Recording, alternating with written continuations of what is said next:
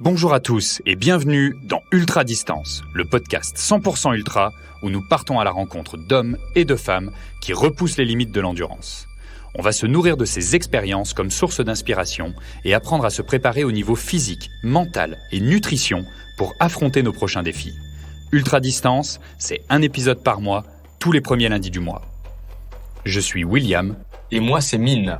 Nous sommes tous les deux des passionnés de trail running et nous sommes les cofondateurs de NAC, la marque de nutrition sportive pour l'ultra-distance. Bienvenue dans le 3e épisode du podcast. Dans cet épisode, nous avons le plaisir d'accueillir Stéphanie Simpson.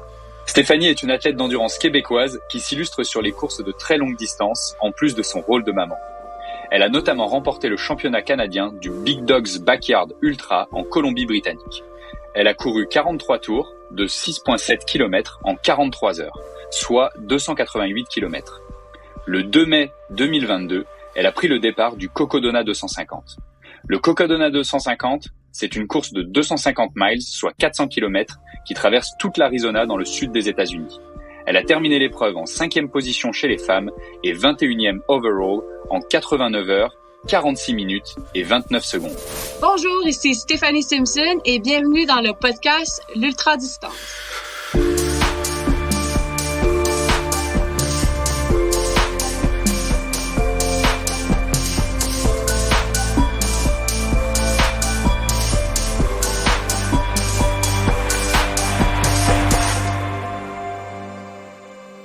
Bonjour Stéphanie, bienvenue dans le podcast. Merci de te joindre à nous pour ce 3e épisode d'Ultra Distance. La première question pour briser la glace, est-ce que tu peux nous raconter comment tu as commencé à courir? Merci beaucoup pour l'invitation. Ça a commencé, je dirais, en 2007-2008 environ. Ma mère, à ce moment, elle a appris qu'elle avait le cancer. D'ailleurs, elle est décédée en 2008. Et je crois qu'à cette époque-là, d'abord, j'étais en début vingtaine, là, 21-22. C'était une façon pour moi de gérer un peu tout ce qui se passait, qui était énorme, là. J'avais quand même un frère et une sœur plus jeunes à cette époque-là qui, du jour au lendemain, on dépendait un peu de moi là, par rapport à ça. Fait que c'était comme un rôle qui était... Tu sais, je pense qu'on n'est jamais prêt pour perdre nos parents à un aussi jeune âge. Un jour, c'est quelque chose qui éventuellement va arriver, on s'y en attend, mais début vingtaine, je pense que personne peut être prêt là, à ça dans la vie. Puis, je pense que j'ai même jamais dit, j'avais pas nécessairement la relation la plus facile, moi, avec ma mère. Puis d'apprendre qu'elle était malade, c'est comme si ça a été un moment là, d'un peu rattraper là, tout ce temps-là. Fait que c'est un peu ma façon là, de comment gérer tout ça. J'ai commencé à courir. Mais au début, là, j'avais aucune idée qu'est-ce que je faisais. Je courais avec des shorts en coton, ça frottait, ça faisait mal, pas de montre, un peu comme tout le monde qui commence. Puis, c'était un moment où c'était peut-être un peu moins populaire là, qu'aujourd'hui. Suite à son décès, il y a quelqu'un qui me parle, puis il me dit « Hey, essaie de faire une course. » Puis je m'avais inscrit, je crois que c'était le 10 km de Sainte-Anne de Bellevue en août 2008, si ma mémoire est bonne.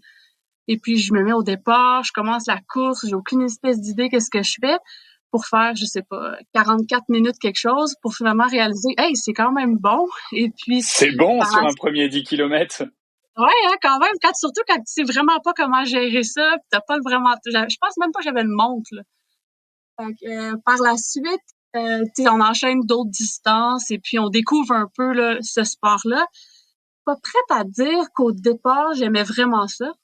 Je pense que c'était comme un peu comme les gens qui vont au gym pour s'entraîner, puis c'est pour rester en forme, c'est pour peu importe là, les raisons, pour éventuellement découvrir que c'était vraiment une passion là. Fait que là, veux pas, tu t'informes un peu plus, tu t'équipes, puis bon, c'est comme ça que ça l'augmente. Ensuite, j'ai fait des marathons, du duathlon et tout. Puis j'ai seulement switché aux courses de longue distance en 2015. Après la naissance de Charles, puis là, 50 km pour éventuellement augmenter puis me rendre jusqu'à Cocodona, qui est 400 quelque chose kilomètres. Fait que, il y a quand même beaucoup d'années avant de se rendre à ça, là, tu sais. Et qu'est-ce qui t'a attiré justement vers un premier 50 kilomètres là quand t'as couru des marathons? Est-ce que c'était dans de la trail ou est-ce que c'était sur de la route? Tu sais, c'est quoi qui t'a fait passer justement ce cap-là d'aller dans de l'ultra distance? Ça a été au début la route. J'ai fait beaucoup même d'ultra, des défis de route là, avant de commencer à faire un peu un mix des deux là, que j'appelle. Donc, le premier, c'est le MRSQ, qui d'ailleurs existe plus maintenant. C'était le 50 km du MRSQ. Donc, c'est vraiment de la route, à part le Mont-Royal pour la fin. La montée du Mont-Royal à la fin. Exact. Et puis, c'était je crois que je me suis inscrite parce que Élise, dans le temps, m'avait dit « Ah, viens, tu vas voir, tu vas aimer ça. » Puis j'avais trouvé ça horrible, il faisait chaud, j'avais trouvé ça vraiment difficile. Puis j'avais dit plus jamais pour éventuellement faire un 80 pas longtemps après. Mais je me rappelle, c'était vraiment dur, là. J'étais comme, je comprends pas comment les gens peuvent faire plus long. Puis bon, on commence pour tout mettre tout le monde en quelque contexte, Élise, c'est qui pour toi? Élise Joly, c'était une amie. Une amie qui m'avait dit ah ben gars, pourquoi pas essayer quelque chose de différent. Je crois que j'avais envie de aussi un défi un peu autre que juste le chrono. Tu sais, souvent quand on fait des courses sur route, marathon et moins, ben c'est très référence sur le temps versus tout ce qui est trail, les courses de longue distance. Ben souvent c'est un dépassement de soi, puis je veux dire d'une course à une autre, on peut pas comparer là, tu sais, dans le sens que tout est complètement différent d'une fois à l'autre ou d'un parcours à un autre. Tu sais, on va prendre deux courses de 100 000 et les comparer, c'est complètement différent. Là. À partir de quel moment tu t'es rendu compte que tu avais des qualités pour l'ultra-distance? C'est une bonne question, des qualités. C'est aussi de savoir c'est quoi des qualités. Là. Je crois que qu'est-ce qui a aidé, c'est que j'ai une certaine constance dans tout ce qui est entraînement et dans tout ce que j'entreprends. Fait que ça, j'ai vite découvert que c'était quand même la clé dans tout ça. Et aussi, l'autre aspect, je crois, qui aide beaucoup, c'est l'aspect mental. Tu sais, dans tout ce genre de distance-là. Et même par rapport à 2015, quand j'ai commencé, versus aujourd'hui, 7 ans plus tard, tu sais, je peux voir une grosse différence, là, au niveau, là, de, tu sais, la gestion de tout ça. Alors, ouais, c'est au fil des années, ben, peut-être en vieillissant aussi, mais je crois que, ouais, l'aspect mental, et devient de plus en plus important et je crois que c'est là que ça fait la différence. Fait que, par le moment que j'ai compris que si je pouvais contrôler un peu cet aspect-là, ben, je crois que j'avais peut-être un certain avantage sur certaines distances. Et est-ce que c'est vraiment intéressant? Est-ce que dans l'aspect mental, ça revient justement à ton origine un petit peu, la source de ce qui a commencé à te faire courir, c'est-à-dire la maladie, le décès de ta maman? C'est là que tu viens puiser justement ton énergie dans de l'ultra distance, ou c'est juste une force de caractère que tu as développée dans ton histoire? Tu sais, c'est quoi cette force mentale, tu sais, que tu définis? Je crois que c'est quelque chose, tu sais, comme je pense que plus jeune même, je crois que j'étais quand même comme ça aussi.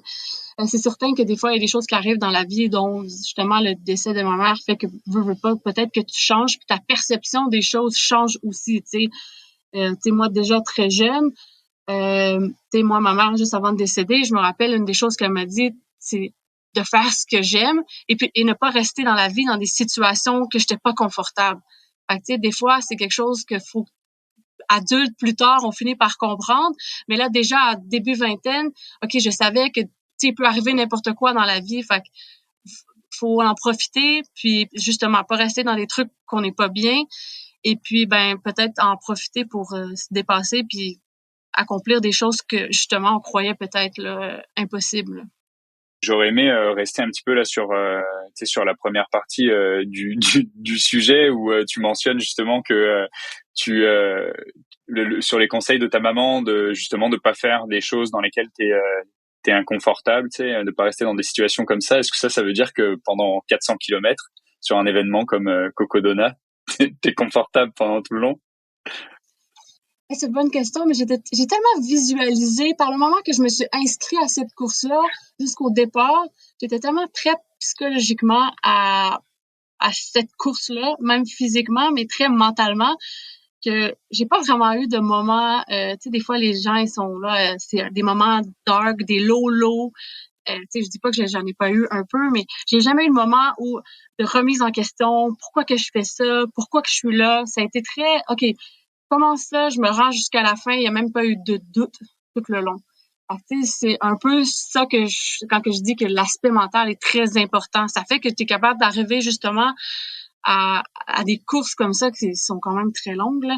Puis de tout le long, pour moi, c'était comme une aventure. On commence, puis il y a pas de doute, on termine.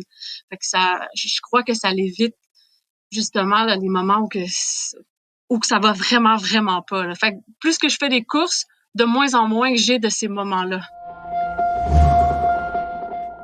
On va parler donc de ta course spécifiquement, donc du Cocodona 250, qui est donc une course de 250 miles, soit l'équivalent de 400 kilomètres, qui a donc lieu en fait dans le sud des États-Unis, donc en Arizona. Et toi, tu as pris le départ, donc c'était tout début mai, le 2 mai, si je me souviens bien. Et donc, tu t'es déplacé donc dans le sud des États-Unis avec tout un crew pour faire cette course qui donc se déroule sur plusieurs jours, que toi, tu as réussi à terminer en 89 heures. Donc, ça fait un peu plus que 3 jours et demi, quoi. Donc, c'est une épreuve vraiment pour le coup, de vraiment ultra longue distance. C'est un gros événement avec, t'as à peu près 200, un peu plus de 200 participants sur la ligne de départ et 150 finishers à peu près. Ouais, je crois que c'était 250, mais peut-être après ça, 150 finishers, quelque chose comme ça. Ouais. Donc voilà, c'est vraiment impressionnant d'être capable justement d'aller mettre son corps et son esprit en fait à l'épreuve d'un tel événement. Ça demande également énormément de logistique, la mobilisation d'un crew autour de toi pendant autant de temps. Donc comment on se prépare un peu pour ce genre d'événement? J'imagine que tu dois avoir un training, tu sais, qui doit être spécifique, même si j'imagine que dans ton volume hebdomadaire, tu peux pas rentrer 250 miles par semaine pour habituer ton corps à ça. Donc comment on s'habitue et comment on se prépare pour passer à travers un tel événement, quoi. C'est certain là, que depuis un certain temps, là, je suis mon propre coach, fait que avec l'expérience et un peu, on apprend à se connaître quand on en fait de plus en plus. Fait que je suis capable d'un peu savoir, la ligne elle est où pour que ça reste que le but c'est pas de se blesser, c'est d'arriver aussi en forme et non fatigué à la course. Je prône aussi beaucoup la constance dans les entraînements. Là. Fait que, tu sais, quelqu'un qui a un peu suivi qu'est-ce que j'ai fait depuis le début de l'année, c'est très transparent. Là. J'ai Strava comme tout le monde. Là. C'était très constant. Là. Tu sais, il y avait pas de... Tu sais, des fois, il y en a qui vont faire des gros blocs, après ça, ils font plus rien. Moi, je prône que je suis pas mal toujours plus ou moins égale. C'est certain que aussi, tout ce que tu as fait dans le passé, ton corps, il s'en rappelle. Fait que, tu sais, peut-être qu'on n'a pas besoin nécessairement, comme tu as dit, de faire des semaines de 250 kilomètres parce que, il y a quelques mois, j'en ai fait des courses qui étaient quand même assez longues et puis je pense que, justement, notre corps, il s'en rappelle. Donc, je pense que j'ai gardé des semaines de, je sais pas, 150, 160 kilomètres, je crois. J'ai pas vraiment fait de courses plus longues que 60 kilomètres dans une fois. Moi, qu'est-ce qui était peut-être un peu plus un défi, c'était de rajouter du dénivelé dans l'hiver. Fait que c'est pas toujours évident. Je veux dire, pendant l'hiver, c'est sûr qu'il y avait des fois le Mont-Royal, certains endroits qui étaient quand même accessibles. Ou sinon, j'avais vraiment pas le choix de faire du tapis roulant vraiment avec l'inclinaison. Là. C'est un peu le moyen que j'ai trouvé parce que j'ai quand même dû m'entraîner pendant l'hiver pour arriver à une course où il fait très chaud. Fait que ça aussi, c'était un autre aspect là, à gérer. J'ai fait aussi beaucoup de courses décousues dans la journée. Exemple, me lever à 3 heures du matin, aller courir 10 kilomètres à 4 heures, continuer à travailler ou faire autre chose, y retourner à 7 heures, continuer, y retourner à 11 heures, continuer, y retourner à 1 heure, faire ça 5-6 fois dans la journée. Je dirais que les premières 10 kilomètres, ça va, mais les 2 derniers, là, souvent, là, c'est très mental. Fait que c'était un peu ça que je voulais reproduire, tu sais, quand que pas que t'es tanné, mais un peu. Ça te tente moins. Là, des fois, la température a changé dans la journée et tout. Fait que je trouvais que c'était des bonnes façons d'un peu remettre, je veux dire, pas en perspective, mais un peu reproduire quelque chose qui est, on peut pas le reproduire, mais qu'est-ce qui peut se rapprocher un peu plus. C'est un peu ça que j'ai fait. Puis au niveau de la chaleur, j'ai fait 2 semaines très intensifs là, au sauna sur Parc Santé, où je suis allée, je dirais, sur 2 semaines, mettons, je dirais entre 8 et 10 fois. Puis pour voir une grosse différence entre les premières fois et les dernières fois. Au début, là, après 15 minutes, là, je voulais juste sortir, puis j'étais là, comment je vais faire pour rester aussi longtemps à la chaleur pour à la fin faire je sais pas 35-40 minutes. Puis là, c'était beaucoup plus facile. Fait que je crois que le corps n'a pas nécessairement besoin de longtemps pour s'adapter à ces chaleurs-là. Puis le faire trop longtemps, je crois que c'est aussi un stress sur le corps, un peu comme un entraînement. Et veux pas, il y a beaucoup d'hydratation aussi à faire par la suite, là, parce que tu vas un peu transpirer pendant, je sais pas, 30-40 minutes, là. Mais moi, c'est comme ça que j'ai préparé Cocodona, puis ça semble avoir bien fonctionné. Tu sais, c'est sûr que optimalement, j'aurais pu aller en Arizona pendant 1 mois avant, et puis pour l'altitude, pour la chaleur et tout, ça aurait été probablement idéal. Mais tu sais, moi, dans mon contexte, c'est pas quelque chose qui est possible. Fait que des fois, il faut s'arranger. Qu'est-ce qu'on a, puis c'est correct. Et à quel moment tu t'es dit, je vais faire Cocodona? À quel moment tu t'es préparé à cet événement? Quand j'ai été refusée pour Badwater, dans le fond, j'avais déjà même avisé Mélodie, hey, si je suis pris à Badwater, est-ce que là, je crois que c'est mi-juillet, est-ce que t'es disponible? Et elle avait regardé ses vacances, oui. Puis finalement, quand j'ai pas été acceptée, j'ai dit, faut que je trouve un autre plan. Puis finalement, je me suis rappelé le vidéo de l'année passée, puis que j'avais suivi cette course-là. Mais j'étais comme, hey, c'est quand même très long. Tu sais, je me suis je voulais m'inscrire à Badwater, qui est 135 miles. Puis là, c'est pas le double, mais presque. C'est quand même un peu extrême. Et puis, j'ai dit, pourquoi pas? Puis en même temps, pour moi, c'était une course aussi très hors de ma zone de confort, dans le sens que c'était le plus long que j'allais jamais courir. Il y avait aussi l'aspect de toutes les nuits s'endormir, qui était complètement nouveau. Il y avait l'altitude, il y avait la chaleur quand même, il y avait aussi la trail. Tu sais, moi, j'ai commencé à faire de la trail, ça fait pas si longtemps que ça. J'ai encore à apprendre. Et puis là, c'est 10 000 mètres de dénivelé, puis c'est un peu, go. Tu sais, fait que je trouvais que c'était un peu parfait comme projet. C'était le moment de faire quelque chose, complètement différent, puis que j'étais pas nécessairement confortable. Puis c'est correct. C'est ça, je crois, qui m'a amené vers cette course-là. Puis là, c'est sûr que j'ai eu la chance aussi d'avoir Marie, Kevin, puis Mélodie qui puissent se joindre. Fait que c'est sûr que là, le projet après tout s'enchaîne et puis ça rendait ça un peu plus, mettons, magique. Comment t'as choisi ton crew justement, les 3 personnes que t'as mentionnées là? Est-ce que c'est des amis ou est-ce qu'ils ont une fonction spécifique qui était utile pour toi dans cet événement-là?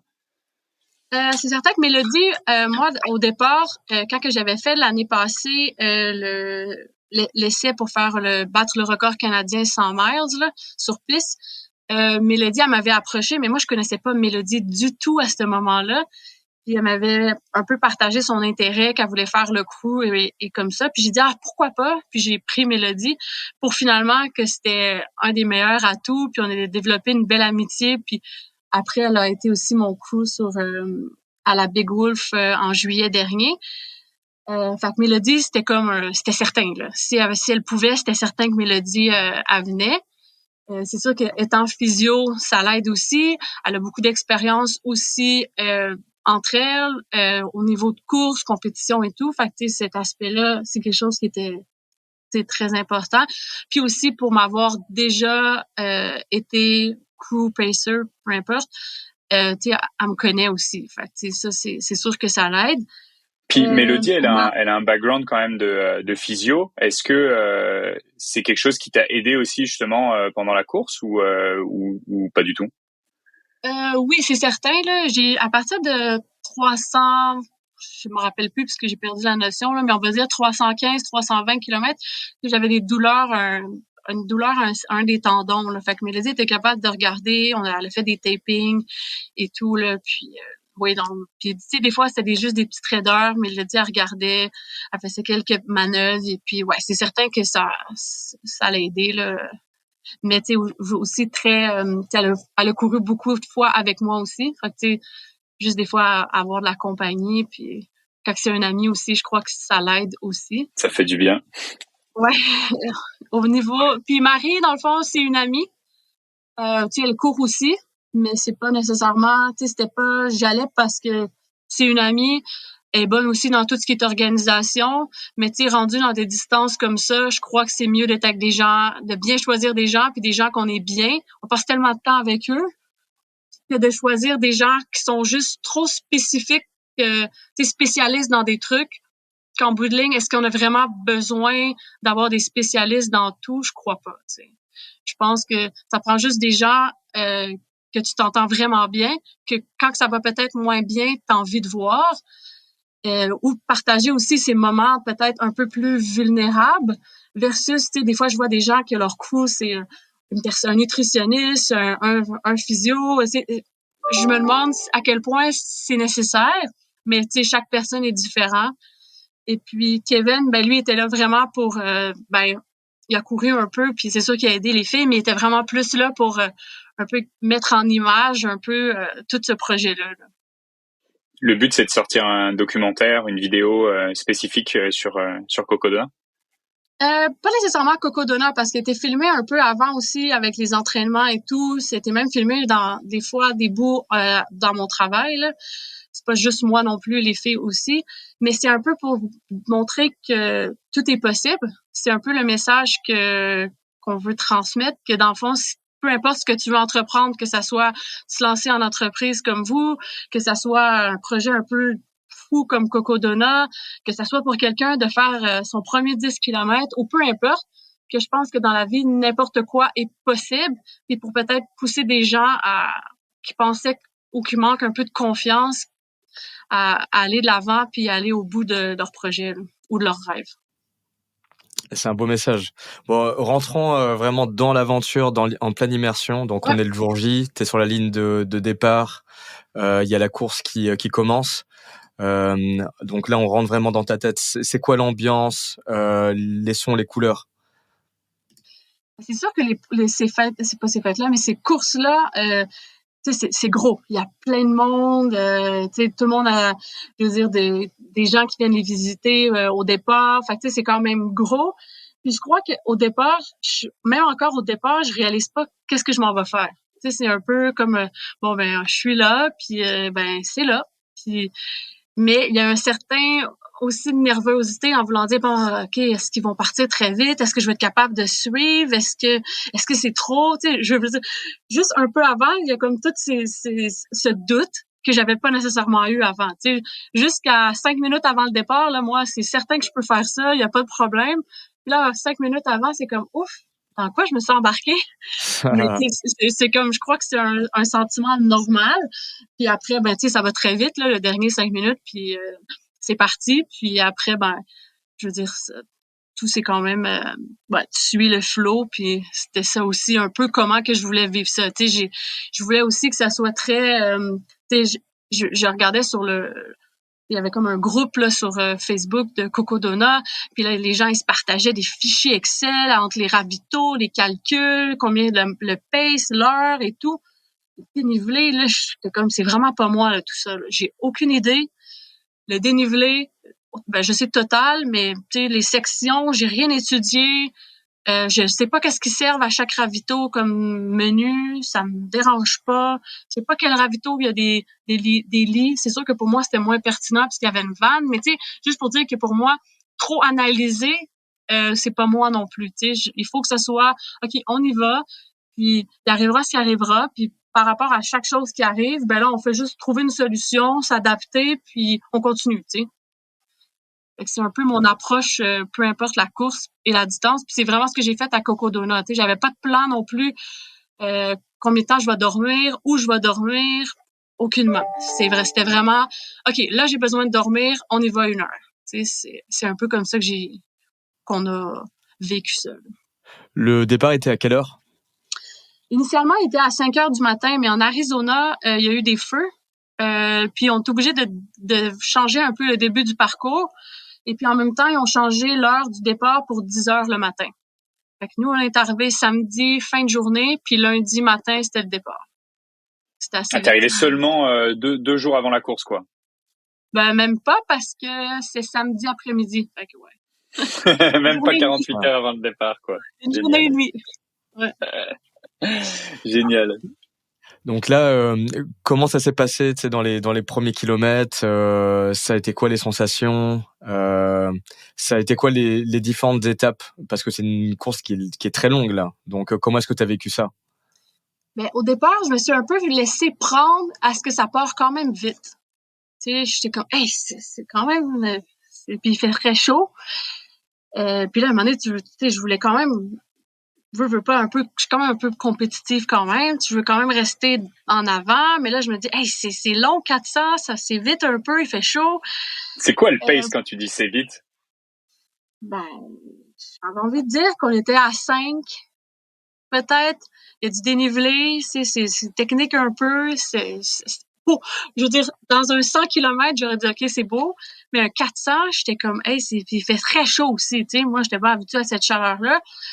Puis vite, je me suis un peu fait prendre dans mon mauvais choix, là, dans le fond, d'être partie avec eux un peu trop vite. Tu sais, j'ai eu rapidement mal au cœur, là, tu sais, un peu comme une genre d'insolation.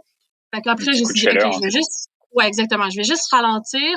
Tu sais, moi, j'ai l'altitude à gérer et puis il fait chaud pour moi. Tu sais, les autres filles en avant, souvent, ils s'entraînaient en Arizona. Fait qu'ils sont habitués à ce parcours-là déjà et aussi à cette chaleur-là. Fait que, tu sais, moi, il faut juste que je donne un peu une chance que je rattraperai éventuellement. Puis là, après, je suis allée à mon rythme après.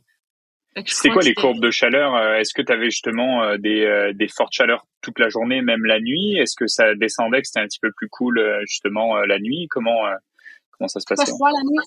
Très, très froid. J'ai envie de dire qu'il y a une nuit qui était vraiment pire que les autres, mais c'est sûr qu'on montait aussi cette nuit-là. J'avais envie de dire qu'il faisait 0, 5 ou 0. Fait que très froid, il fait 35 dans le jour. Fait que c'est drastique là, tu sais, comme changement. J'avais même genre un manteau que j'utilise l'hiver parce que c'est certain que quand t'es fatigué, un 5-0, ben c'est comme un -5, -8. Tu ressens plus le froid. Là. Fait que il y a une nuit que je me rappelle, j'ai vraiment très froid. Là. Fait que ça aussi, c'est à gérer. Mais de l'autre côté, c'était avantageux pour moi parce que pour eux, c'était vraiment très froid. Là. Il y en a une ou deux là, qui ont vraiment, cette nuit-là, ils ont trouvé ça vraiment difficile. De l'autre côté, ben regarde, moi, le jour, je trouve ça plus dur, mais la nuit, je peux courir un peu plus puis un peu rattraper. Là. C'est là que Comment finalement au t'as vu? Québec, l'entraînement du Québec paye quoi. Et que, Exact, et exact, que elles, les exact, filles d'Arizona, elles n'ont pas eu cet entraînement dans le froid pour la nuit, tu vois. exact, exact. Puis aussi au niveau des vêtements. Tu sais, je sais pas s'ils sont équipés aussi là pour tu sais, ce genre de froid-là aussi là, tu sais. Fait que, tu sais, moi j'avais beaucoup de vêtements, fait que c'était parfait. Et comment t'as géré justement la chaleur? Est-ce que tu t'hydratais plus souvent? Est-ce que, mettons, tu mettais de la glace? Est-ce que tu avais des techniques particulières pour gérer ça? Ben c'est sûr qu'on a mis beaucoup de glace là, souvent tu sais les bandeaux avec de la glace. Euh, pour être honnête là, des fois entre midi et 2, euh, s'il faisait vraiment vraiment trop chaud, je me permettais de marcher simplement un peu plus.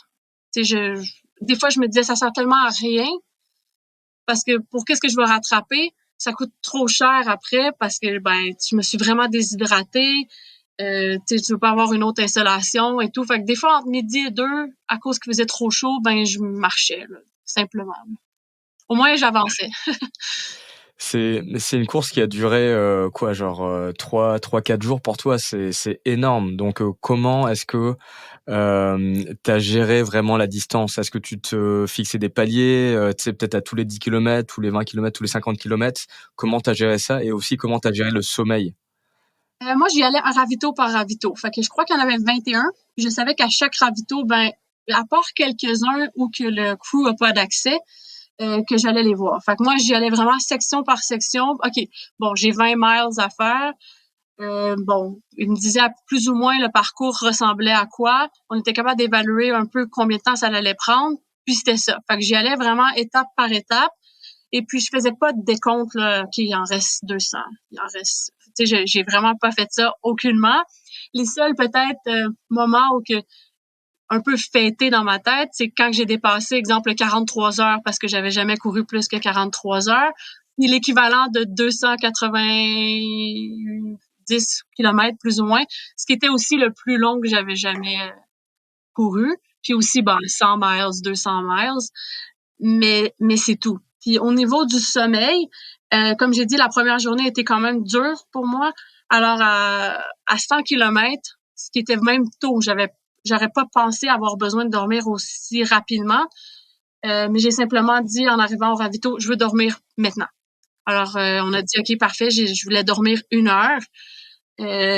Puis en même temps, ça a été vraiment une bonne affaire parce que après je me suis réveillée puis c'était comme une nouvelle journée, une nouvelle personne en forme et puis ça leur après ça tout s'est enchaîné et puis j'ai plus eu de maux de cœur par la suite.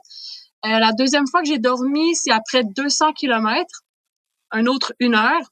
Puis ensuite j'ai dormi 2 fois, là, je sais pas, plus ou moins 35 minutes là. Je me rappelle plus exactement, mais c'est tout. Enfin, j'ai peut-être dormi 3 heures. Donc, t'as dormi 3 heures. 3 heures et quart, peut-être, max. Ouais, c'est énorme. Puis, veux pas, la nuit, j'ai terminé dans la 4e nuit, dans le fond. J'ai pas plus dormi après. Tu sais, tu peux pas dormir tout de suite après. T'es encore un peu sur un high. Ouais, t'as ton adrénaline, t'as les muscles qui te réveillent aussi. C'est super difficile de dormir après un ultra, quoi. Donc c'est normal. Mais pendant la course, moi j'ai j'ai une grosse faiblesse, c'est vraiment le sommeil. J'ai vraiment du mal à gérer justement ce manque de sommeil et cette fatigue. Et quand je me sens fatigué, surtout quand t'es dans un effort aussi important, j'ai l'impression que mon corps il veut juste shut down et que si je ferme les yeux, je vais jamais me réveiller, tu vois. Comment tu combattais justement cette fatigue-là? J'imagine que t'es passé par des moments aussi difficiles à ce niveau-là, au niveau de la fatigue. Tu sais, est-ce que t'as eu cette sensation de lutter contre? Et comment tu faisais pour lutter contre la fatigue si c'était le cas? Honnêtement, l'affaire que je trouve la plus difficile de cette course-là, c'est vraiment le sommeil. Tu sais, veux pas, à un certain point, c'est vraiment une lutte contre le sommeil, plus que tous les autres aspects de la course, là. Pour avoir fait plusieurs backyards où qu'on est habitué de dormir des fois 3-4 minutes, puis que c'est quand même efficace, je sais que juste des fois fermer les yeux quelques secondes aide aussi. Fait que, tu sais, même des fois, je faisais juste dire, OK, j'ai besoin de quelques secondes. Je m'assoyais sur une roche, je baissais ma tête, je m'accotais un peu sur mes bâtons. Et puis, quelques secondes, des fois, OK, parfait, j'avais même l'impression d'avoir rêvé. Et puis, ça me permettait de repartir et puis d'être un peu plus alerte et un peu plus réveillée. Mais c'est certain que, je veux dire, vers la fin, surtout, mettons, le dernier 20 miles, c'était un combat constant contre la fatigue. Mais même si tu prends des trucs avec la caféine et tout, à un moment donné, il y a une limite à comment aussi tu peux en prendre et puis l'effet aussi que ça a, là, tu sais. Est-ce que tu as eu des hallucinations? J'en ai eu plus quand j'avais fait la backyard au BC. Là, c'est plus des trucs déformés. Tu sais, exemple, les arbres sont un peu déformés, les clôtures sont déformées. Tout ce qui est au loin est comme n'est pas ce qui est dans le fond. Ou sinon, des hallucinations, pas vraiment. Moi, je pensais que toutes les branches seraient devenues des serpents, parce que j'ai peur des serpents. Là. J'avais étudié tous les serpents avant qui étaient là, pour seulement avoir un finalement. Il était vraiment loin. Donc toi, t'as pas étudié le parcours, mais t'as étudié tous les serpents, quoi. Ah, ben oui, tous les serpents. J'ai même regardé s'il n'existait pas des genres de, tu sais, des gators un peu, là, pour protéger contre les serpents. Vraiment paranoïaque. Là. Mais oui, ça, j'ai passé trop d'heures à étudier les serpents. C'est vrai que ça fait peur, les serpents. Ouais, je voulais pas en voir. Puis honnêtement, j'aurais pensé justement que j'en aurais même halluciné, mais même pas. C'est plus au niveau des bruits. Par exemple, les oiseaux, t'as l'impression que c'est quelqu'un qui parle. Le vent, tu penses que c'est la route. Parce que, tu sais, des fois, on traversait des bouts puis il y avait un peu de route, là. C'est plus, comme je dis, des trucs un peu déformés. Moi, je suis amie avec Victoria Brown, dans le fond, qui a le record maintenant du monde pour le 72 heures. Puis j'en avais parlé un peu avec elle avant, comment qu'elle gérait le sommeil. Et pas le sommeil, mais les hallucinations. Puis elle m'avait dit, essaye la vitamine C. Fait que j'ai dit, j'ai rien à perdre. Alors j'avais acheté à la pharmacie là des petits sachets de vitamine C que je mettais un peu dans l'eau à certains moments. J'ai aucune espèce d'idée si c'est ça qui a aidé, mais j'en ai pas eu tant que ça. Là. Et c'est quoi le défi de 72 heures? Ben c'est juste le record du monde, le plus de kilomètres sur 72 heures. Elle a le record dans le fond du monde là, sur ça. C'est une Canadienne. Là.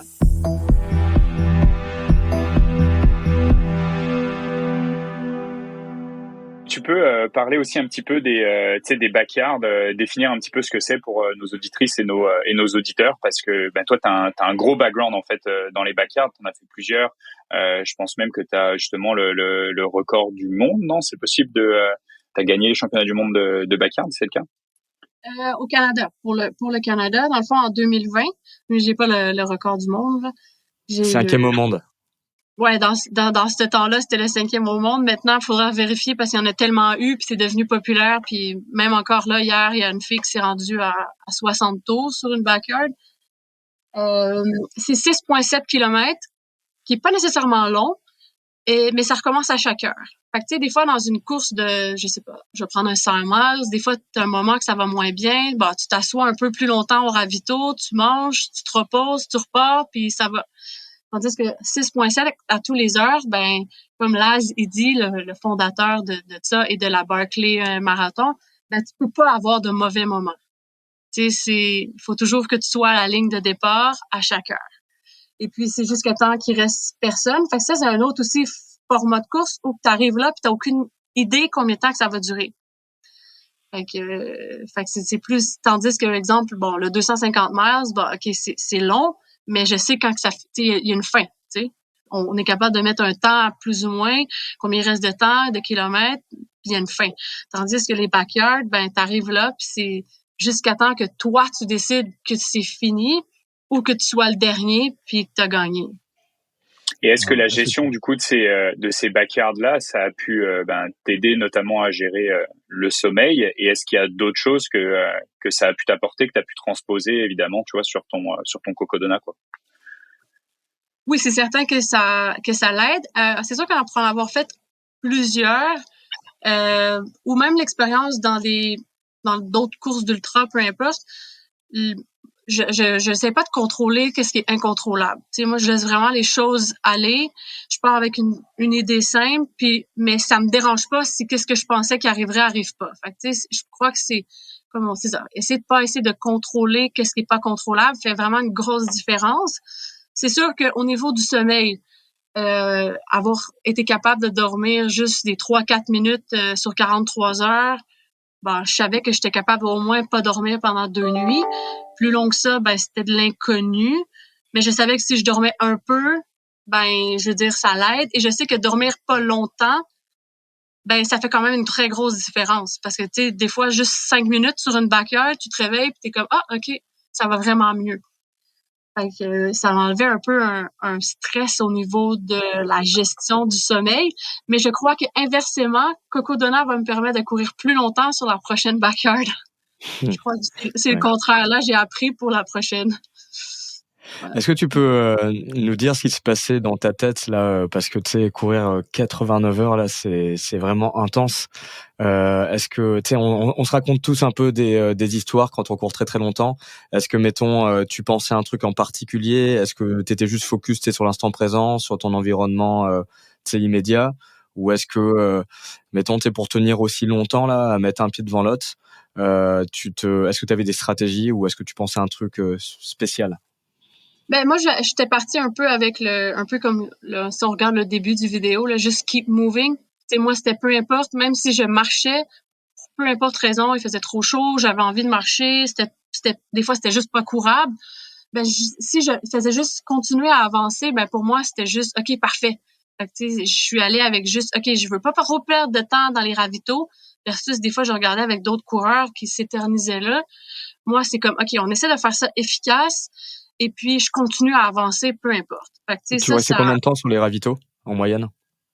C'est une très bonne question. C'était très efficace. Je les appelais la Formule 1, là. Tu sais, j'arrivais, tout était prêt, tout était sorti, je m'assoyais, une m'enlevait mes souliers, on remettait des nouveaux bols.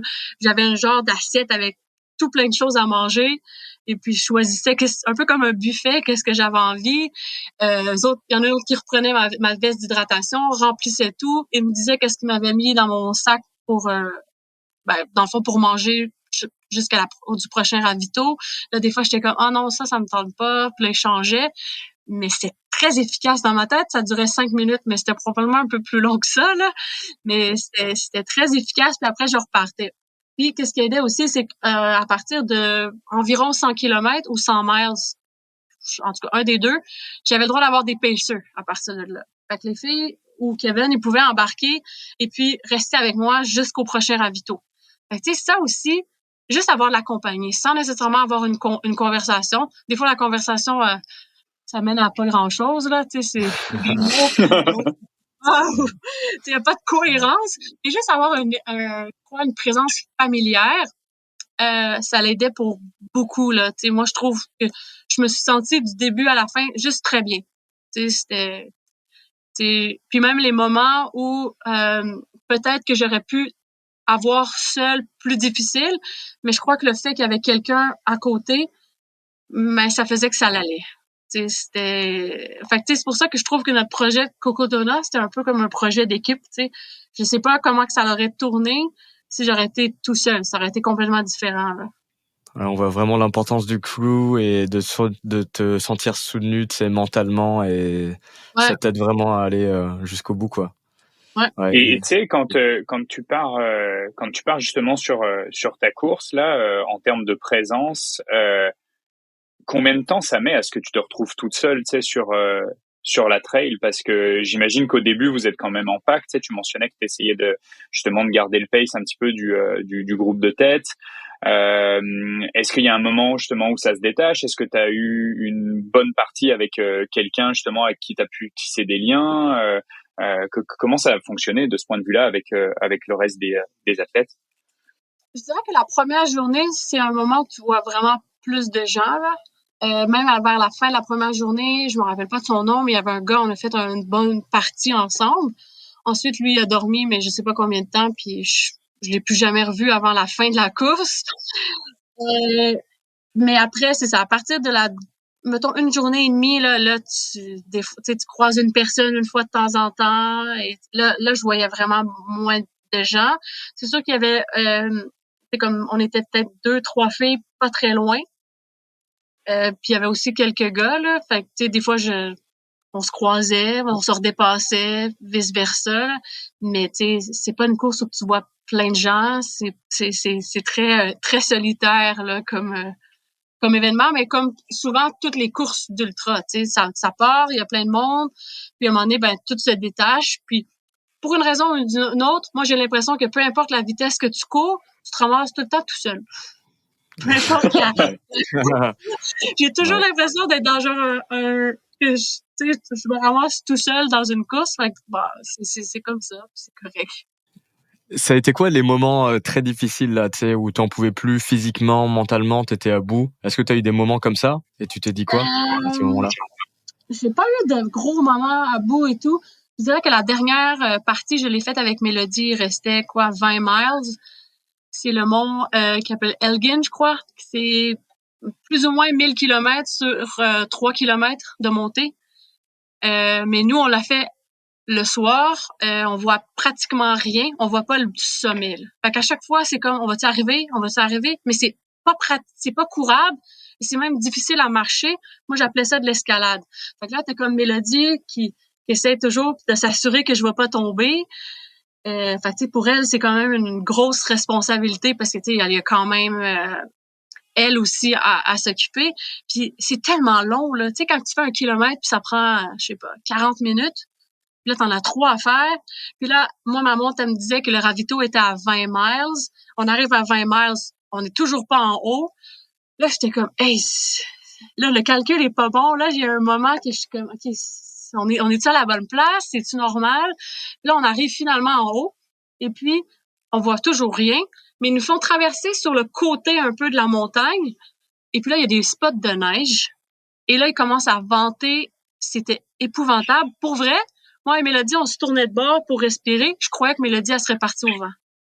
Fait que là, on est un peu les deux en panique. Et je vois Mélodie, que même elle, qui est plus alerte, et pas bien, là, tu sais. Là, Mélodie, elle se met un peu à pleurer. Fait que là, ça me saisit. Puis là, je me suis dit, OK, on est comme un peu les deux en mode survie. Et puis là, j'ai comme complètement oublié que j'étais dans une course. Pour pendant, genre, un moment, là, c'était comme, OK, il faut juste sortir de là. Puis là, finalement, on a fini par trouver le chemin pour se rendre au prochain ravito. Mais ça a été un moment, là, pour vrai, les deux, on a eu très peur, là.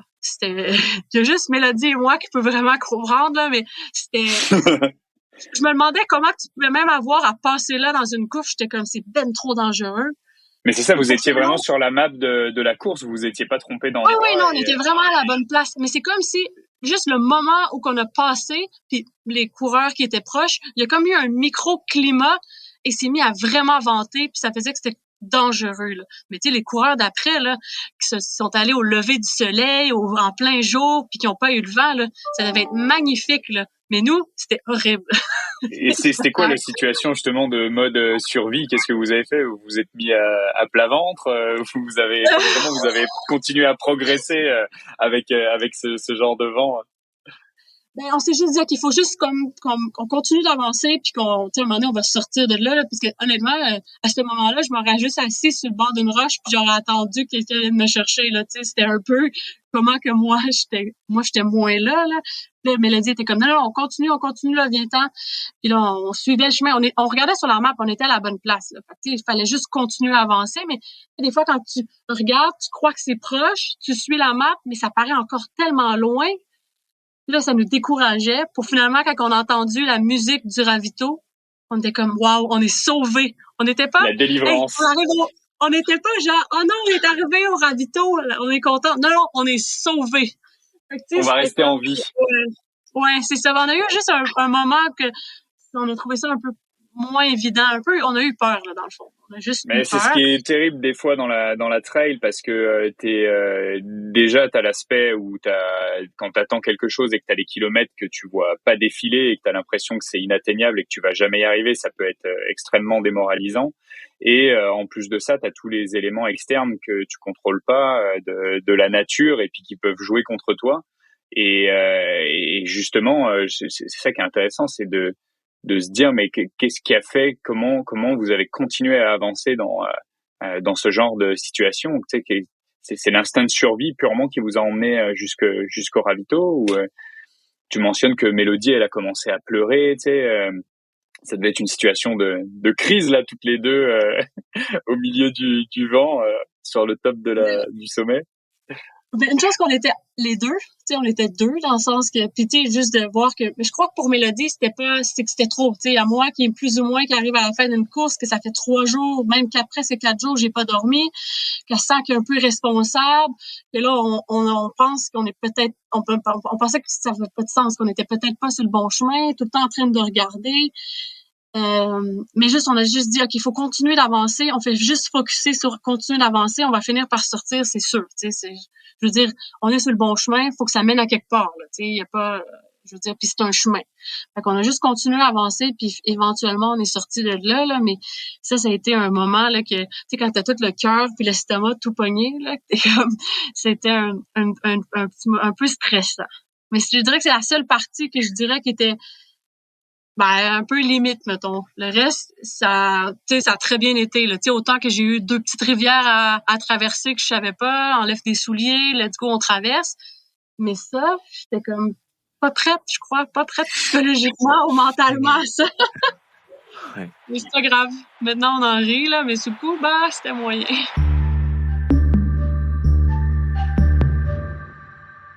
Est-ce que tu peux nous parler un petit peu justement de ta stratégie de nutrition à la fois, tu vois, en tant que préparation, on parle de 3 jours et demi de course et ta stratégie sur le pendant aussi qui va être vraiment très intéressante. Donc je te laisse.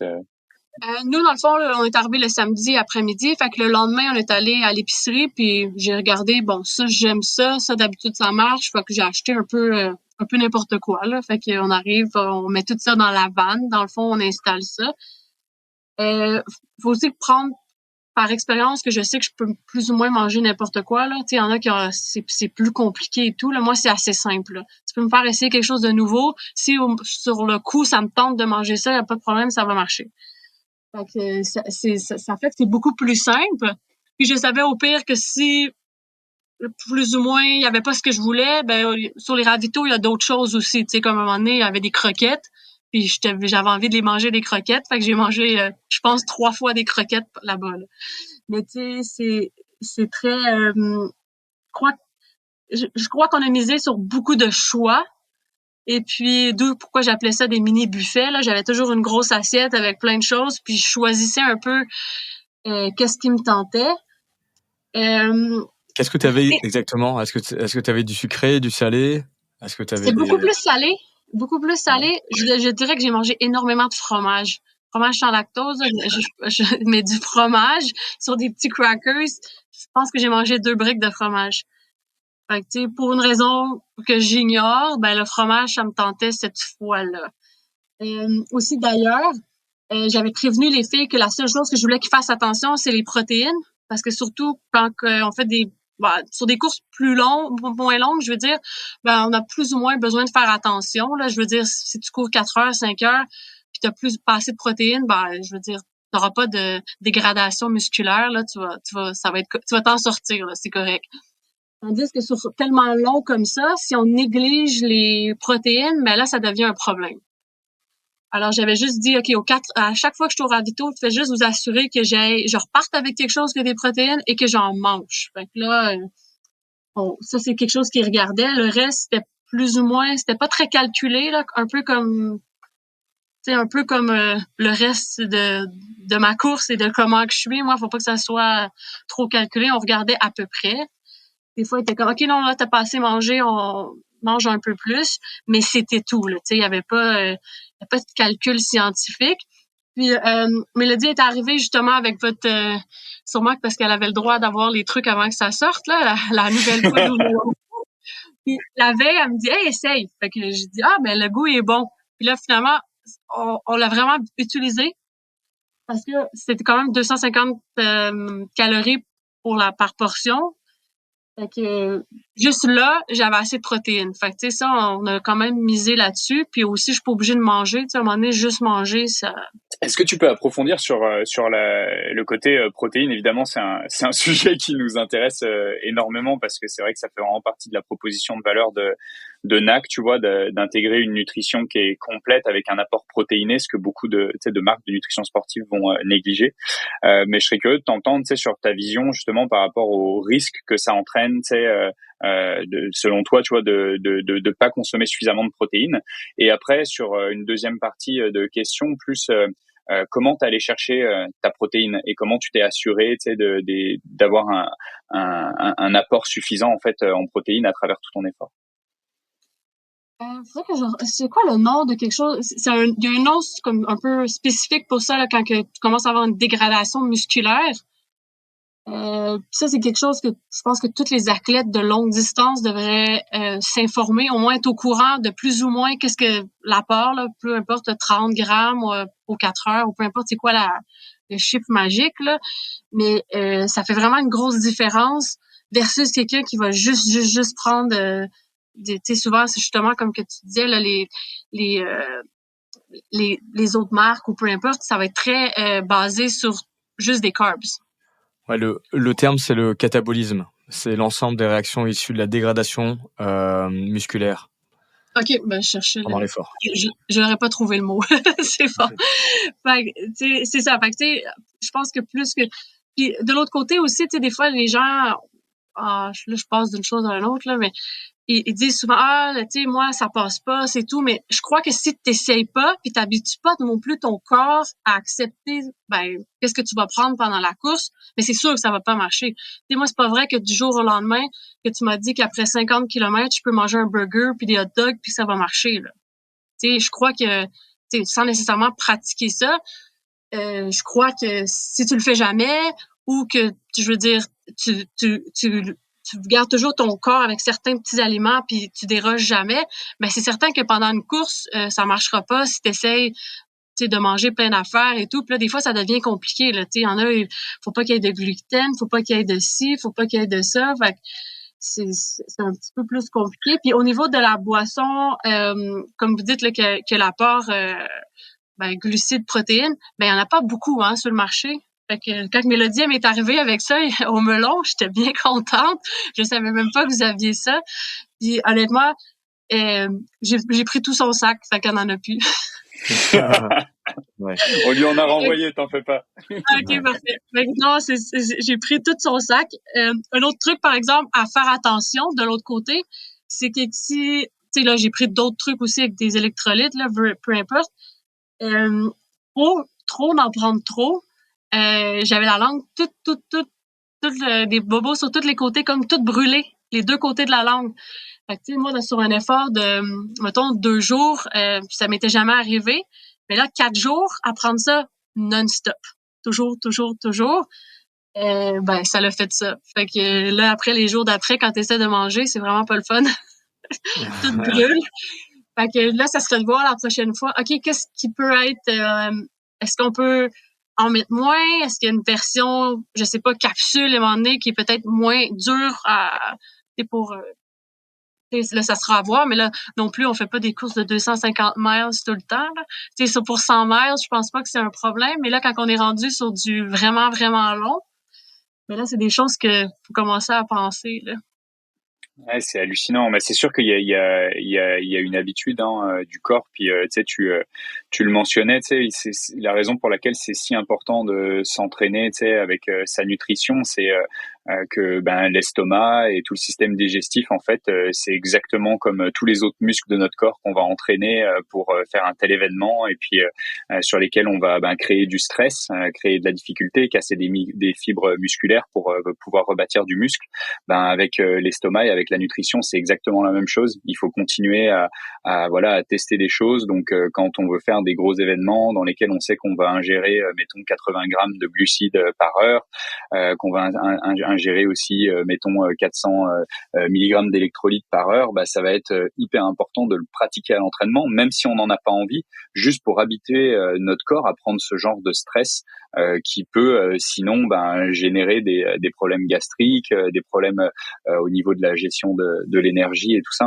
Donc c'est sûr que c'est clé de pouvoir réussir à s'entraîner et à le pratiquer à l'entraînement comme pour les autres muscles justement. Donc, ouais. Et pour resituer pour nos auditeurs là, donc ce que tu as pris c'est le mélange pour boisson. C'est donc on les a sortis le mois dernier et donc Mélodie en fait qui est aussi notre ambassadrice qui t'a amené quelques sacs de la saveur melon d'eau. Et spécifiquement dans ce mélange pour boisson donc il y a un apport donc en BCA. On a 650 mg d'apport en BCA et c'est 250 calories. Ben, c'est surtout l'apport calorique aussi qui est intéressant là, parce que je veux dire, à part manger ou tu sais, ça prend 1,5 barre là, mettons, pour arriver à ce même ratio de calorique là. Donc, non, c'est vraiment intéressant là, comme nouveau produit.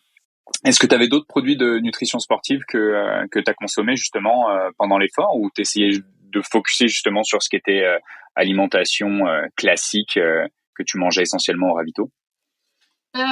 J'avais beaucoup de nourriture solide. Moi, je prône que des trucs trop sucrés aussi, sur du long comme ça, c'est peut-être à se tenir un peu plus loin, là. Qu'est-ce que j'avais? Ben, j'avais d'autres, des capsules, là, que je pouvais rajouter dans l'eau, mais sans plus, là, tu sais, Juste des électrolytes quoi que tu rajoutais dans Ouais, l'eau. exactement. Du sodium, Exactement. magnésium, Exact. potassium. Exact. Donc c'était tes seules nutritions sportives. Tout le reste c'était de la vraie bouffe quoi. Ouais, exact. Des bars, des trucs, mais j'avais pas de. T'avais pas de gel par exemple? J'en avais, mais j'en ai pas pris. Mais je savais que j'allais pas en prendre. C'est comme trop long. C'est intéressant. Ouais, c'est vraiment intéressant et t'es pas la seule personne qui le mentionne aussi, c'est que les gels, tu sais, sur un ultra, t'en as pas forcément besoin là. Tu sais, c'est vraiment un gros pic de sucre, ça crée des ballonnements Exact. et c'est pas forcément adapté à des très longues distances comme ça. Exact. Fait que non, j'ai pas eu. À la limite, là, quelque chose de sucré que j'aurais peut-être voulu avoir, mais on n'a pas trouvé à un moment donné, c'est un Mr. Freeze. Là. Ça donne une idée. Tu sais, le gel, sur du plus court, tu sais, jusqu'à peut-être 100 kilos, peut-être. Ouais, c'est quelque chose qui peut quand même être intégré, mais pas c'est ça. Moi, je sais comme que tu as dit, je trouve que c'est difficile. Ça fait trop des highs, puis après ça, tu descends. Puis là, quand tu commences à en prendre, ben c'est quoi? Faut t'en prendre un aux 20 minutes, aux 25 minutes. Ça en fait beaucoup des gels. Fait que, tu sais, c'est dur à maintenir quand tu commences sur les gels. Tu sais, c'est comme tu peux plus débarquer, là, tu sais. Ça fait Mais trop là, monter ta glycémie quoi et tu risques trop le exactement. crash de glycémie par la suite quoi. Il faudrait que t'en prennes quoi, tu sais, pendant 10 heures, 3 à l'heure, 30 gels, là, moi, c'est certain que ça passe pas. C'est sûr. Et puis, je serais curieuse de savoir si c'est quelqu'un qui est capable de prendre 30 gels de même, Ouais. tu sais. Non, c'est clair. C'est quoi les trucs les plus weird que t'as mangé là sur la course? Est-ce qu'il y a un truc vraiment, ou est-ce que t'as eu un craving d'un truc que ton crew est allé te chercher last minute pour tu sais, remplir une envie ou un truc comme ça? Ben, il y a 2 fois des ravitaux qu'il y avait pas d'accès pour le crew. Donc, une fois, ils servaient des croquettes. Je ne sais pas combien j'ai mangé de croquettes, mais je serais curieuse de savoir le nombre. J'ai envie de te dire 12. Là, les croquettes, là, c'était une après l'autre, là. Ça, c'était comme wow! Et une autre fois, je pense que c'était de la salade de poulet avec des genres de canneberges mélangées. Tu sais, là, je pense que ce mix-là, nous, on peut l'acheter à l'épicerie. Bref, c'était dans une genre de pain plat. Fait que j'ai dit, au début, ça va être long à mâcher. Généralement, tout ce qui est dur à mâcher, je vais pas prendre ça. Il faut que ça se mastique. Des fois, j'ai envie de dire pré-mastiqué, là. Mais il faut que ça soit quand même assez facile. Puis là, je sais pas, ça me tentait. Fait que j'ai dit, je vais l'essayer. Au pire, ça marche pas. Finalement, j'ai réussi je pense que j'ai mangé 4 sandwichs. Ouais. Fait que, tu sais, des fois, t'arrives, puis tu vois quelque chose, et te tente pour une raison que tu ignores, puis c'est comme parfait. Et c'est drôle, il y a une autre fois aussi, la seule fois d'ailleurs où j'ai manqué d'eau. Puis ça, j'étais tout seul pendant un bon bout dans une journée, puis ça, c'était quand même, il y avait une bonne montée aussi. Puis là, j'étais comme, je calculais, si on pas mis d'eau à quelque part sur le parcours, il reste encore 10 kilomètres, je me rendrai jamais à la fin. Et finalement, juste en haut, là, ils ont mis deux genres de gros trucs d'eau, là. C'était la meilleure eau au monde. C'est comme, wow! C'est merveilleux.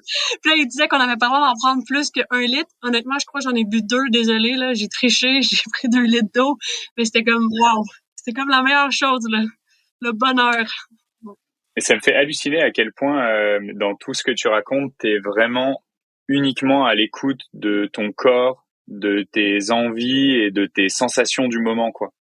J'ai l'impression que il y a rien de calculé, de trop scientifique parce que quoi qu'il en soit, en fait, t'es tout le temps face à l'imprévu et que la meilleure manière, en fait, d'avancer et d'aller au bout de ton effort, c'est justement de s'adapter et de s'écouter.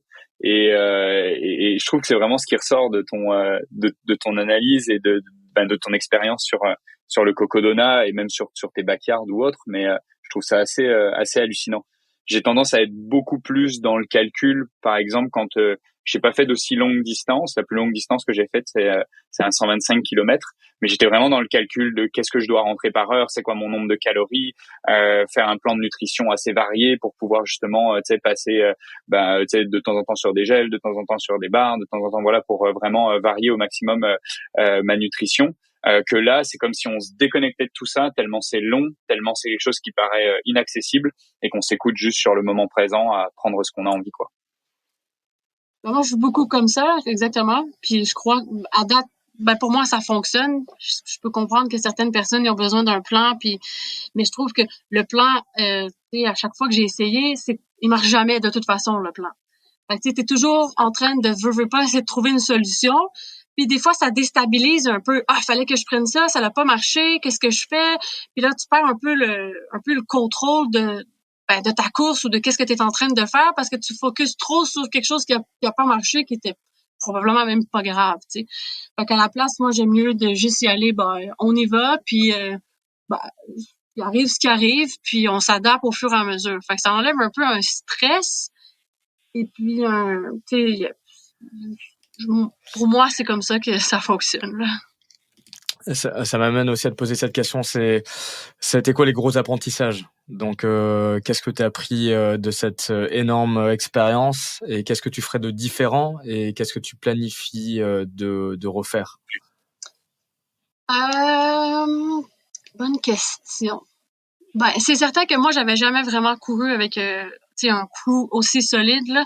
J'avais fait la backyard aussi au BC, j'étais allée tout seul et tout, puis je me suis vraiment arrangée là cette fois-là.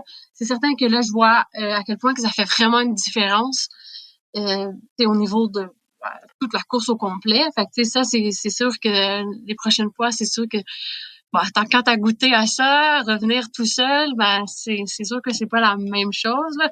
Peut-être pour une course moins longue ou non, là, mais surtout pour une course qui est comme un peu un gros projet comme ça. Ben c'est sûr que là, ça me dit, hey, tu peux faire n'importe quoi. Alors, c'est quoi la prochaine affaire? Tu sais, le but, c'est pas non plus de toujours aller une distance plus loin. Tu sais, mon but, c'est pas d'aller à plus que 250 miles nécessairement. Mais tu sais, c'est juste de retrouver quelque chose que, tu sais, je trouve que dans un projet comme ça, peu importe la distance ou c'est quoi, faut que ce soit quelque chose que quand t'en parles, ben t'as des papillons dans l'estomac, les yeux, puis t'as envie. Tu sais, je crois pas que tu peux arriver et commencer ça puis que ça te tente plus ou moins. Tu dis bon, ben dans quatre jours ça va être fini puis c'est ça. Et il faut que ce soit quelque chose que tu as envie, tu sais. Moi, j'ai déjà finalement me retirer d'une course parce que finalement, je réalisais, ben pourquoi je vais là, ça me tente pas tant que ça, tu sais. Faut que ça te tente. Il faut que, ou sinon, c'est impossible que ça aille bien. Tu sais, si tu y vas un peu à reculons, ben c'est comme dans n'importe quoi, ben là, c'est propice à qu'il arrive tout plein d'affaires, puis là, t'es un peu négatif, je veux pas. Fait que, il faut que ce soit un projet qui t'allume. Ben, au niveau sommeil, je crois que j'ai quand même réussi à bien gérer ça, sauf que de l'autre côté, ça m'a donné peut-être une idée comment gérer sur une backyard. Peut-être, justement, au lieu d'attendre de dormir après peut-être, je sais pas, 28, 29 heures, des fois, qu'est-ce qu'on fait? Ben là, je commencerai beaucoup plus tôt. Parce que vous ne pouvez pas, même si c'est 5 minutes, tout ce que tu accumules devient très important. Fait que c'est peut-être mieux de commencer à dormir même après 6 heures, parce que chaque petit bout fait qu'au total, ben, t'as dormi quelque chose qui est un peu plus que les autres, tu sais. Fait que Donc, ça, c'est quelque chose si que tu je savais. devrais, si tu devais gérer le sommeil d'une façon différente, au lieu d'attendre très longtemps et de faire, mettons, 1 heure de sommeil, tu ferais plus des power naps, plus réguliers?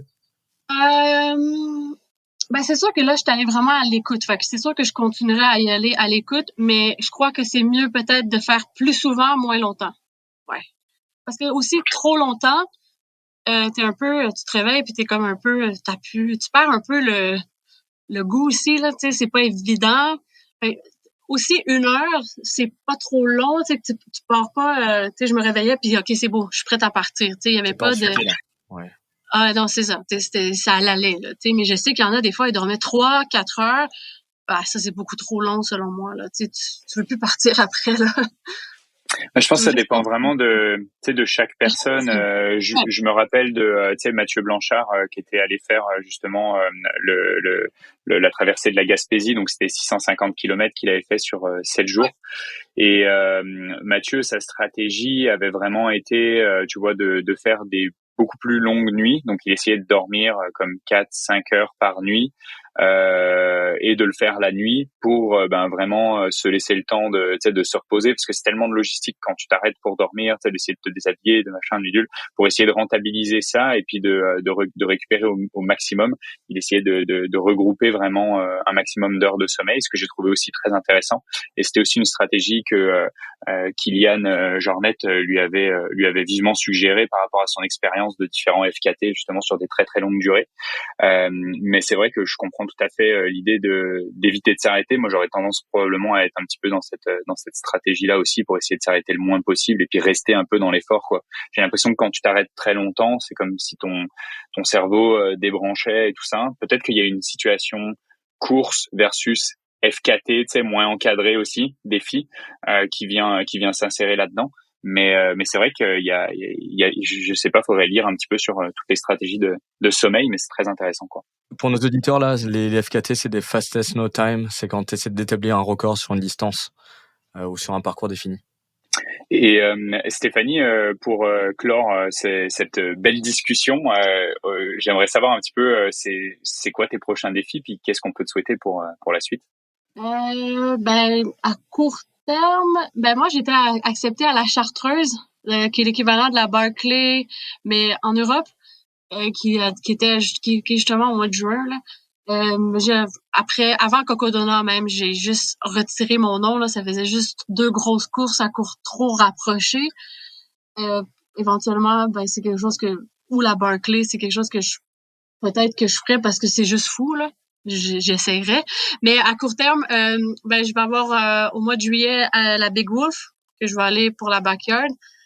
Arikana, le 125. Là, je suis en train de regarder si je vais aussi au QNT ou quelle distance. Ah oui, d'accord. Encore une décision de dernière minute. Là, j'ai encore le tendon d'Achille qui est pas parfait. Là, fait que je sais pas si c'est raisonnable. En tout cas, à suivre. Après ça, il y a la Barkley Fall Classic au Tennessee à la fin septembre. Ça, c'est, je crois, 50 km, là. Puis au mois d'octobre, c'est les championnats par pays, dans le fond, de la backyard. Ça devrait être encore au BC. Puis là, le Canada a le droit à 15 coureurs, dans le fond, comme un peu l'édition de 2020.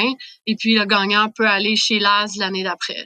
Fait que moi, ça n'avait pas nécessairement bien été la dernière fois chez Laz. Fait que là, j'aimerais avoir la chance d'y retourner. Fait que, à suivre. Mais tu sais, Donc là, la prochaine fois que tu retournes en BC pour le backyard, tu vas avec un crew. Ouais. Là, je vais avoir un crew. Ouais, je sais même pas comment que j'ai fait pour me rendre aussi loin avec tout ce qui est arrivé cette fois-là. Là. Mais c'est certain qu'avoir quelqu'un, ça aurait été plus facile, c'est certain. Ouais, je vais amener quelqu'un. À moins que je trouve personne qui veut venir avec moi, là, mais je devrais trouver quelqu'un. Et Stéphanie, où est-ce qu'on peut te suivre si nos auditeurs, auditrices souhaitent se renseigner sur toi et suivre tes prochaines aventures? Sur mon Instagram, là, Steph Ultra Runner, ou sinon on a aussi la page là, de Possible, où qu'on va essayer éventuellement de mettre de l'avant des projets d'autres personnes qui veulent essayer de faire un peu un truc fou. Mais ça aussi, là, il y a quand même beaucoup de trucs là, sur qu'est-ce que je fais ou qu'est-ce que je vais faire. Là. Super, merci beaucoup Stéphanie. Merci à vous. À bientôt. Merci. C'était vraiment un épisode ultra intéressant avec Stéphanie. C'est une des athlètes, je pense, qui a le plus d'expérience sur des ultra-distances avec son background en backyard et puis cette distance-là de 400 km qu'elle a effectuée au Cocodona 250. Moi, ce qui m'a touché vraiment chez Stéphanie, c'est son authenticité, sa passion en fait pour la course, sa spontanéité, de voir à quel point en fait elle a une sorte de laisser aller et simplement à s'écouter et à prendre les événements en fait les uns à la suite des autres dans une sorte de d'incontrôle. C'est vraiment quelque chose qui m'a marqué chez Stéphanie et que j'ai trouvé très touchant dans sa personnalité. Mine, toi, quel a été ton avis un petit peu sur le podcast et l'expérience de Steph? Ouais, je suis vraiment d'accord. Elle y va vraiment au feeling et malgré le fait qu'elle aille au feeling, c'est une personne qui se connaît très bien. Elle sait par exemple que elle est capable de tout manger, de tout ingérer, qu'elle a pas forcément d'allergie. Donc, elle se permet en fait des sortes de largesses, de facilité parce qu'elle a cette connaissance d'elle-même. Et en même temps, elle a intégré vraiment des principes de nutrition qui sont solides, comme sur des ultras, faut ingérer de la protéine quand tu as des efforts de plus de 3-4 heures. Le fait d'avoir des électrolytes, le fait de vraiment varier entre liquide, solide. Et ce qui m'a aussi marqué dans son histoire, voilà, c'est comme tu as dit, elle est vraiment dans le présent, avec une mentalité, un état d'esprit très très positif. Et l'apprentissage aussi, là, dans cette expérience en particulier, c'est l'importance du crew qu'on entend vraiment souvent et qu'elle va répéter là sur les prochaines expériences. Et malgré cette justement tu sais un petit peu se laisser aller, elle a quand même une préparation qui est faite, je dirais pas au millimètre, mais qui est quand même très précise.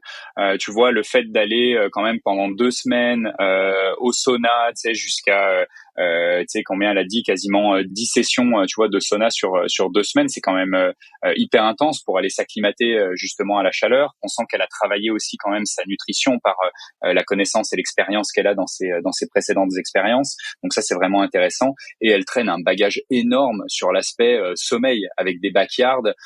Quand tu fais des backyards qui durent, pour la plus longue qu'elle a fait, je pense 45 heures, le sommeil, c'est un point clé, quoi. Quand tu peux pas dormir plus que quelques minutes en repartant à toutes les heures sur une boucle de 6,7 km, c'est un point que je trouve assez crucial. Donc elle a un mental et une certaine constance en fait dans ses efforts par son expérience que je trouve assez hallucinant, quoi. Ouais, elle le répète beaucoup là, hein. Elle a beaucoup parlé de constance et c'était très intéressant de parler des différentes stratégies de sommeil entre les power naps, les sommeils de 1 heure Et le fait de pas trop aussi dormir trop longtemps, 3-4 heures, c'est un truc qu'elle pourrait pas faire. Donc elle a beaucoup d'expérience dans ses stratégies de gestion du sommeil. En tout cas, un super épisode. Merci encore à toi, Stéphanie, d'être venue dans Ultra Distance. Si vous souhaitez nous aider, abonnez-vous en fait sur les plateformes de streaming de votre choix. Vous pouvez noter et rédiger un avis sur Apple Podcast ou sur Spotify et tout simplement en parler largement autour de vous ou sur les médias sociaux. Merci beaucoup et à bientôt dans un prochain épisode d'Ultra Distance.